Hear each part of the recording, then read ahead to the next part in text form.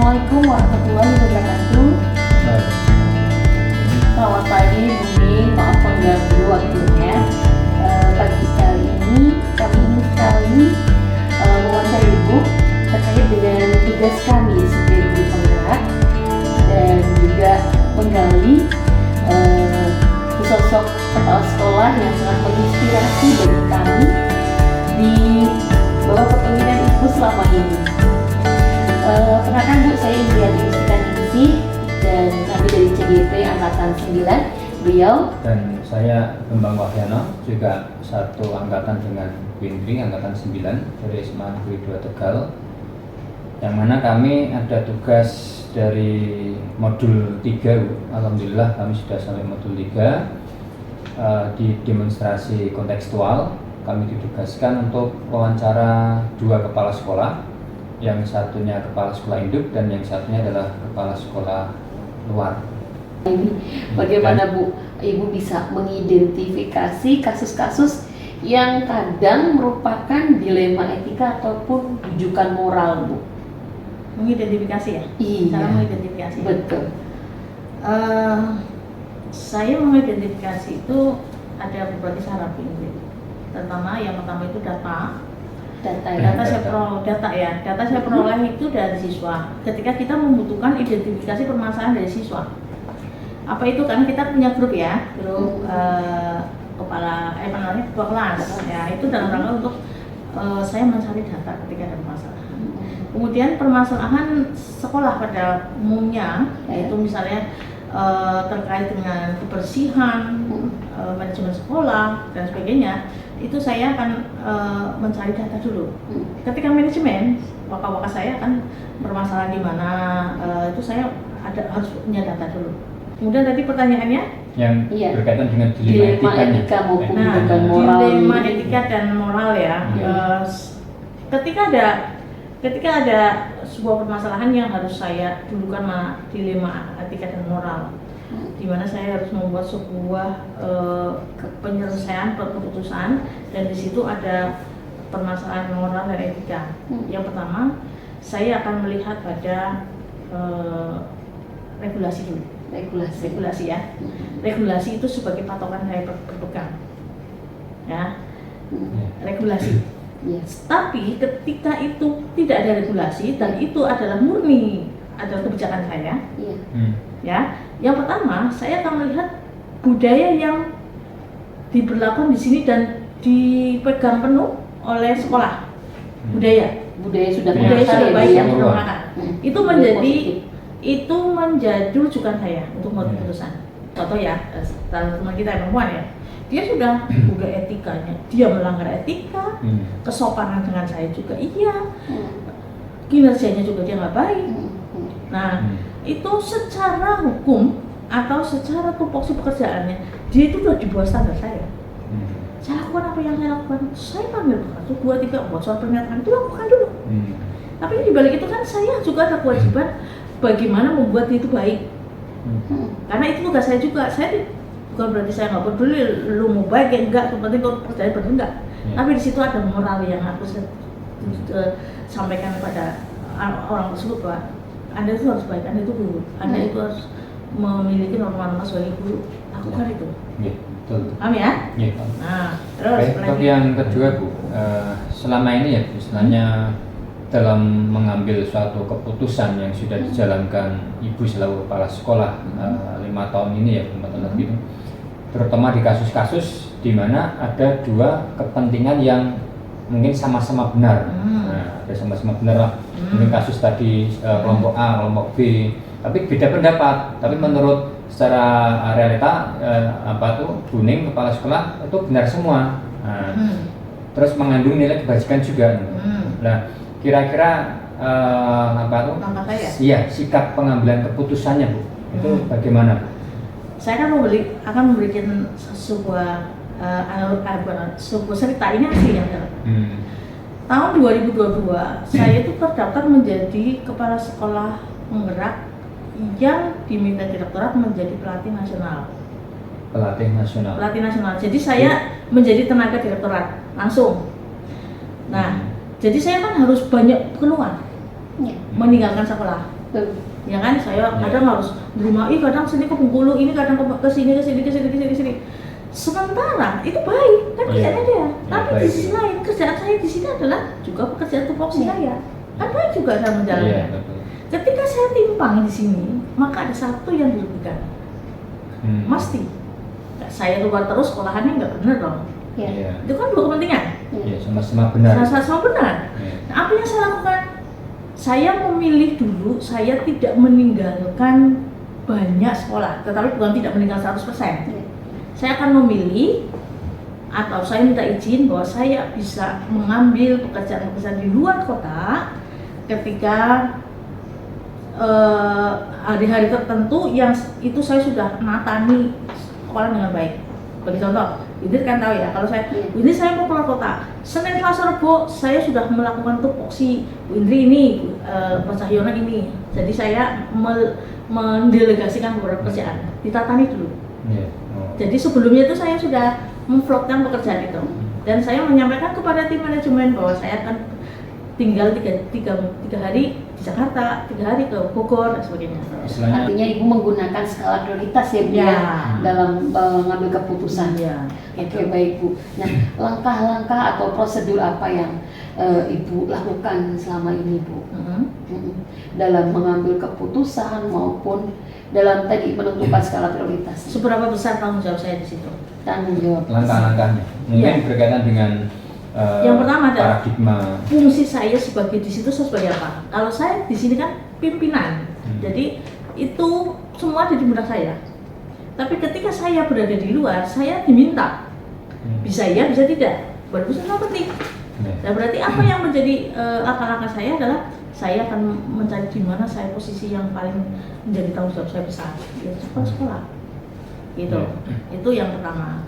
Yang kedua, saya melihat pada level pekerjaan ya. Kalau kita lihat pekerjaan, ya memang prestis di sana, banyak duit di sana, tapi itu bukan menjadi pertimbangan, tidak. Saya lebih memilih bagaimana sekolah saya itu biar berjalan dengan baik, program-program saya jalan, kemudian anak terlayani dengan baik, itu tanggung jawab. Itu yang menjadi prioritas saya. Terus dari kepemimpinan Bu Ning selama ini tentunya kan ada kasus-kasus nih yang berhubungan dengan dilema etika ya, tadi yang dicontohkan tadi sama Bu Ning, misalkan ada satu atau beberapa guru lah mungkin secara etika bermasalah atau mungkin tidak bisa bekerja dengan baik secara tupoksinya. Nah, kira-kira hal apa saja nih yang Ibu anggap itu efektif ketika saya mengambil keputusan terhadap dilema etika itu? Hal-hal apa saja yang dianggap efektif dalam mengambil keputusan itu? Yang efektif, yang karena pola saya mendampingi atau memimpin di sini kan teguran 1, 2, 3. Kemudian kali. iya 3 kali teguran lisan WA, Bu, ke di mana kok kosong, Bu, kenapa nggak hadir? Itu kan lisan. Terus menghadap saya ngomong, terus oke, jangan ulangi lagi. Kemudian yang berikutnya tertulis. Ya, tertulis. Ya, tertulis dia mau sebuah pengakuan dan tidak akan mengulang lagi. Kan ini yang kayak gitu kan ada di surat. Tertulis berarti kaitannya dengan Surat apa? pernyataan Ya. Surat pernyataan atau sekarang saya modelnya BAP. Tapi yang pertama saya komunikasi dulu. Ya, teguran lisan lah. Ya, teguran lisan dan juga memberikan arahan. Jangan gitu. Selain teguran, saya memberikan arahan ini loh yang baik seperti ini. Ada pelanggaran etika, ada pelanggaran moral. Enggak sepantasnya begini, semua harus begini. Itu kan sudah saya lakukan 1, 2, 3 dulu. Tidak langsung ujuk-ujuk BAP, enggak. Ibu, berarti selama ini hal-hal apa saja nih yang bisa jadikan sebuah tantangan Ibu dalam mengambil keputusan terkait dengan kasus-kasus tersebut? Tantangan itu lebih ke moral, Moralnya. etika, hati ya. Hati. Apalagi saya perempuan ya. Nah itu hati yang bicara. Hati yang bicara. Akhirnya saya, apa yang saya lakukan? Saya komunikasi dengan yang bersangkutan. Saya beri kesempatan Anda untuk di sini. Tolong diubah. Maknai bahwa keputusan saya ini adalah jalan Tuhan yang diberikan melalui saya. Saya tentu hatinya, saya itu rohaninya biar dia berubah bagaimana dia caranya. Kalau misalkan ternyata kebijakan dari kepala sekolah yang begitu longgar, begitu fleksibel, begitu apa itu luas ya. Nah ternyata yang bersangkutan malah tetap nggak ada perubahan. Saya kembalikan seperti Itu bagaimana itu? Saya kembalikan ke dinas. Ke dinas langsung. Iya, dan dia yang membuat keputusan karena saya sudah memberikan kesempatan sekali. Gitu. Kan udah. Kemudian Bu, kira-kira kepala sekolah memiliki sebuah apa itu namanya jadwal tertentu atau sebuah penyelesaian kasus dilema etika atau secara langsung menyelesaikan di tempat atau mungkin ada jadwal menyelesaikannya atau dibentuk prosedur yang seperti apa Bu itu dalam menyelesaikan kasus tadi? Kalau SOP dalam pengenaan kasus itu jelas ya, lisan dulu 3 kali itu SOP yang saya gunakan, kemudian teguran lisan, kemudian BAP, kemudian sampai pada saya ke dinas itu ada SOP yang saya jalankan. Nah itu kemudian langkah apa saya punya catatan khusus, saya punya catatan kasus itu jelas ada. Apakah saya membuat jadwal khusus? Tidak juga, karena kan kasus itu tidak datang setiap hari, sehingga saya tidak bisa membuat jadwal khusus. Ketika itu masalahmu di mana? Di level A, di level B, atau level C. Level A berarti teguran lisan, level B berarti sudah BAP, level C saya sudah ke dinas. Jadi berkaitan tadi ke kepala sekolah yang dikata punya kesibukan yang sangat padat sekali, misalkan di luar kota atau belah. Kemudian pas hari itu bersamaan dengan kasus terjadi saat itu, waktu Buning di luar kota. Nah, kira-kira ada prosedur untuk penyelesaiannya itu Bu? Prosedurnya apakah terjadwal atau kepala sekolah menugaskan bawahannya untuk menyelesaikan atau bagaimana Bu? Ketika saya berada di luar, ya ketika ada permasalahan misalnya itu kesiswaan, saya akan mendelegasikan ke kesiswaan. Nanti kasus itu akan saya tangani setelah saya pulang. Ketika itu di kurikulum, berarti Pak Saryono kurikulumnya. Ketika itu permasalahan di lingkup keluar atau sebagainya, humas yang akan melakukan. Jadi kita kan punya sistemnya. Jadi itu yang akan saya. Jadi semuanya jalan. Dan insya Allah menurut saya sekarang itu tupoksi dari asisten-asisten saya itu penggerak semua. Jadi ketika saya membuat satu jangan tolong tangani dulu, saya pulang tidak sampai ke saya sudah selesai. Iya. Adakah seseorang atau faktor-faktor apa yang bisa mempermudah atau membantu ibu dalam mengambil keputusan menghadapi kasus-kasus tersebut? Yang membantu saya? Siapa yang saya libatkan atau merekomendasi adalah orang-orang yang saya anggap sudah lebih tahu tentang kondisi sekolah ataupun orang itu yang akan menjadi rekomendasi saya. Nanti rujukan saya adalah bagaimana sekolah ini bisa jalan sesuai dengan regulasi, tatanan, hukum, nilai-nilai yang dikembangkan di sini, moral, etika, itu semua harus berjalan dengan baik. Itu rujukan saya. Nah, sementara yang teman-teman itu yang benar saya harus dudukan itu adalah rekomendasi mereka terhadap satu kasus ini untuk menjadi sebuah keputusan bulat. Untuk yang terakhir Bu, ini dari kesekian kasus nih ya Bu, dari kesekian kasus dilema etika, kira-kira ada pembelajaran apa ya dari kepala sekolah selain untuk kasus pengambilan keputusan ini yang bisa dipetik untuk pengalaman ini? Ini kan menangani kasus itu kan pendewasaan berpikir ya. Pendewasaan berpikir. Karena akhirnya saya mengenal berbagai macam permasalahan di lingkungan sebuah organisasi besar, pasti masalahnya kompleks. Ternyata menjadi pemimpin itu bukan orang yang paling pintar, bukan, tidak. Tetapi di sini yang paling pintar adalah justru kita belajar dari orang-orang di sekitar kita untuk bareng berpikir ini, sehingga kita menjadi pintar. Jadi kalau ada pemimpin yang merasa dirinya hebat, itu salah. Itu salah. Pasti dia akan membuat keputusan yang salah. Tapi kita melibatkan banyak orang untuk bareng-bareng mikir, kemudian menjadi teman bicara. Nah, mereka lah. Siapapun itu ilmu. Iya. Ya. Jadi intinya pembelajaran yang bisa diambil yang mungkin bukan cuma buat kepala sekolah ya, buat kami semua gitu ya. Satu, dalam pengambilan kebijakan itu adalah pendewasaan ya tentunya. Dewasa kita semakin lebih dilatih, diukur.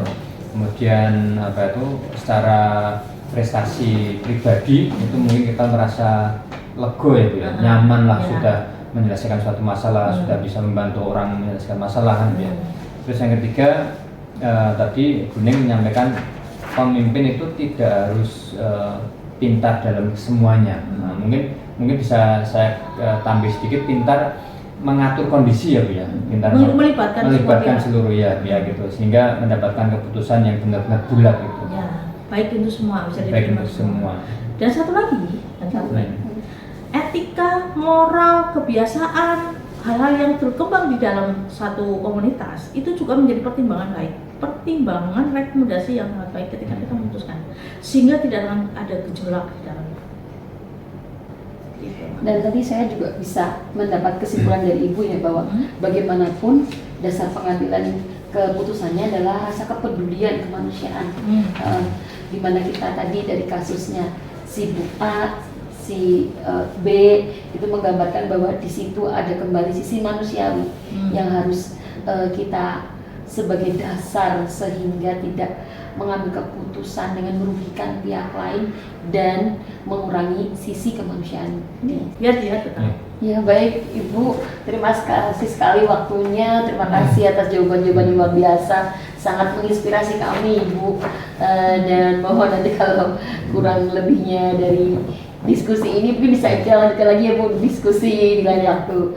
Terima kasih, sekian dulu, kami pamit dulu Ibu, dan untuk penguji dan juga penonton yang ada di manapun berada, demikian wawancara kami dengan Ibu Sriningsih MPD selaku Kepala Sekolah SMA Negeri 2 Tegal.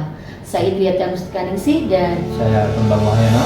Kami dari angkatan CPB 9 mengucapkan terima kasih kepada seluruh pihak, terutama kepada kepala sekolah yang memberikan waktu wawancara kepada kami.